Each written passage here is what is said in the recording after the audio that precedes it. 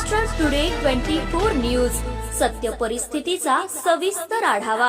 सत्ता कोणाच्या हाती, विजयाची पताका कोण फडकवणार, जनता कोणाच्या गळ्यात टाकणार विजयाची माळ, जनतेचं मत कोणाला, संपूर्ण महाराष्ट्रातील महानगरपालिकेतील संपूर्ण आढावा आपणासमोर पहा फक्त महाराष्ट्र टुडे मराठीवर।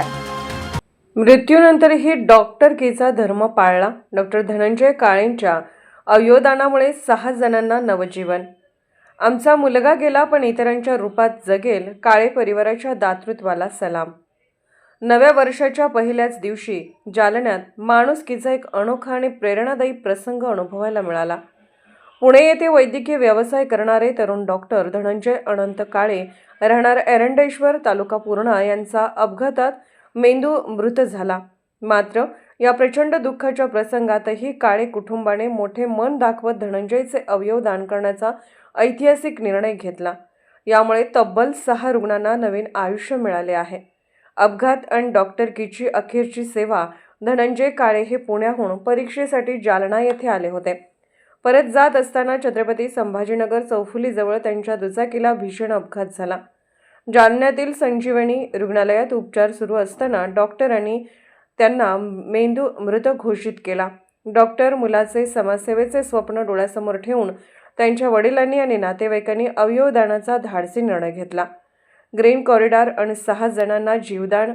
जालना पोलिसांच्या मदतीने 1 जानेवारी रोजी तातडीने ग्रीन कॉरिडॉर तयार करण्यात आला।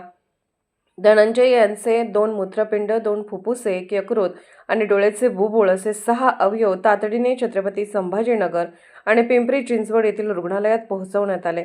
यामुळे सिग्मा हॉस्पिटल, हेडगेवार रुग्णालय आणि डॉक्टर DY पाटील मेडिकल कॉलेजमधील 6 गरजू रुग्णांचे प्राण वाचले आहेत। जालना जिल्ह्यातील हा पहिलाच मोठा अवयवदानाचा प्रसंग असल्याचे सांगितले जात आहे। धनंजय यांनी स्वतः डॉक्टर म्हणून समाजहितासाठी सेवा देण्याचे स्वप्न पाहिले होते। ते त्यांनी मृत्यूनंतर देखीलही आपल्या देहाच्या रूपाने पूर्ण केले आहे। जालना जिल्ह्यातील हा पहिलाच अवयवदानाचा प्रसंग असल्याचे सांगण्यात येत असून यावेळी रुग्णालयातील डॉक्टर, कर्मचारी आणि नागरिकांनी श्वास रोखून हा क्षण अनुभवला। या संपूर्ण प्रक्रियेसाठी डॉक्टर बळीराम बागल, डॉक्टर रजनीकांत जोशी, उपविभागीय पोलीस अधिकारी अनंत कुलकर्णी, धनंजयचे वडील अनंत काळे, रितेश काळे व डॉक्टर वझरकर यांचे विशेष सहकार्य लाभले। जालन्यात अवयवदान करण्यात आले, त्यासाठीचा ग्रीन कॉरिडॉर उभारला होता। त्यात पोलिसांचं खूप मोठं योगदान आहे। कसं काम केलं सर, काय सांगा? संजीवनी हॉस्पिटलकडनं आम्हाला ही रात्री माहिती मिळाली होती। त्यानंतर आम्ही सकाळी ती प्रक्रिया पूर्ण राबवली। आमचे कदीम जालनाचे PI शेवाळे साहेब, जाधव मॅडम यांना आम्ही या ठिकाणी स्टॅटिक करून ठेवलं होतं आणि माननीय पोलीस अधीक्षक साहेबांच्या मार्गदर्शनाखाली आणि बागल सरांच्या कोऑर्डिनेशनने आपण ग्रीन कॉरिडॉरची निर्मिती केली। 3 आपण ट्रॅफिकच्या मोबाईल्स त्याकरता स्वतंत्र नेमलेल्या होत्या। 10-10 मिनिटांनी ही प्रक्रिया पूर्ण होणार होती, त्यामुळे आपल्याला स्वतंत्र मोबाईल नेमायचे होते। आता 2 गेलेले आहेत पुण्याकरता समृद्धी मार्गाने, त्यासाठी स्वतंत्र आपण 2 मोबाईल पायलटिंग ठेवलेले होते आणि आता 3री जे आहे किडनी संभाजीनगर इथं जाणार आहे, तर त्याकरताही आपण 2 स्वतंत्र मोबाईल ठेवलेले आहेत। बदनापूरलाही आपण रोड बंदोबस्त लावलेला आहे। सिग्नल्सला आम्ही कर्मचारी नेमलेले आहेत, त्यांना आम्ही ॲडव्हान्स मेसेज देऊन त्या ठिकाणावरनं कुठलाही अडथळा न येता विना अडथळा प्रवास होईल या अवयवांचा या दृष्टीने पूर्ण खबरदारी घेतलेली आहे।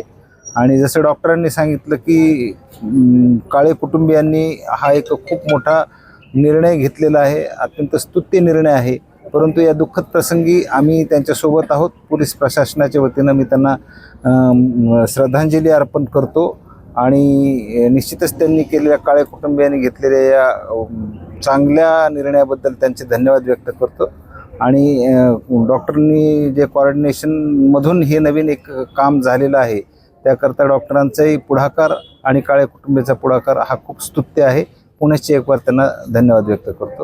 वर्षाच्या पहिल्याच दिवशी जालन्यातून अवयवदान होतंय। एका तरुणाच्या मृत्यूनंतर 6 रुग्णांना जीवनदान देत आहेत। तुम्ही काय सांगाल, कशी प्रक्रिया राबवताय? खरं तर आज सुखासोबत दुःखाचाही क्षण आहे। या दुःखामध्ये काळे परिवारासोबत संजीवनी हॉस्पिटलचा परिवार, तसेच जालना जिल्ह्याचे सर्व प्रशासन, पोलीस प्रशासनासहित सर्वांना दुःखही आहे की आज एक तरुण की जो मेंदूला मार लागल्यामुळे तो ब्रेनडेड झाला आणि ब्रेनडेड झाल्यानंतर जिवंत राहण्याची शक्यता सायन्सनुसार नसते आणि त्याच्यामुळेच या ब्रेनडेड झालेल्या पेशंटचे अवयवदान आपण करू शकतो या पद्धतीची संकल्पना आली आणि या संकल्पनेतून गव्हर्नमेंटच्या परमिशनमुळे आम्ही आज हे अवयवदान करू शकलो. खरं तर हे दान आहे, यात काही कोणाचे नातेवाईकांनी कुणाला पैसे देऊन किंवा पैशाची देवाणघेवाण केलेले नाहीये.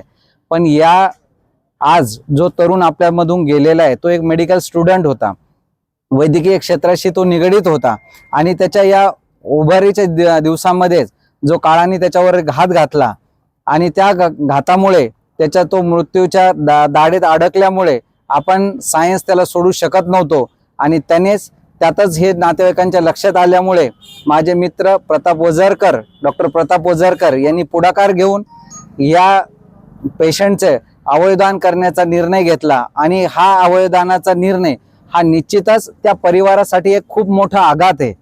परंतु त्या नातेवाईकांनी कोणत्या ना कोणत्या रूपाने माझा मुलगा जिवंत राहील आणि त्याच्यामुळे अनेक लोकांचे प्राण वाचतील त्यासाठी त्यांनी अवयवदानाचा निर्णय घेतला आणि या अवयवदानामध्ये आज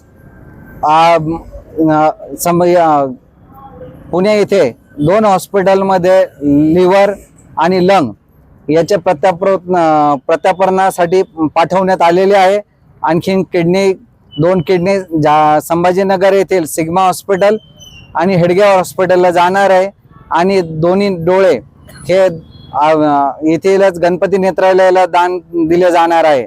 मला असं वाटतं की आज जरी आपलं नवीन वर्ष असेल तर सुख आणि दुःख या दोन्हीचा संगम होऊन हे वर्ष आपल्याला आलेलं आहे आणि मी काळे कुटुंबियांना या दुःखातून सावरण्याची ईश्वरचरणी प्रार्थना करतो आणि त्यांना या रूपाने त्यांचा मुलगा परत धर्तीवरती आहे याबद्दलही त्यांना धन्यवाद देतो.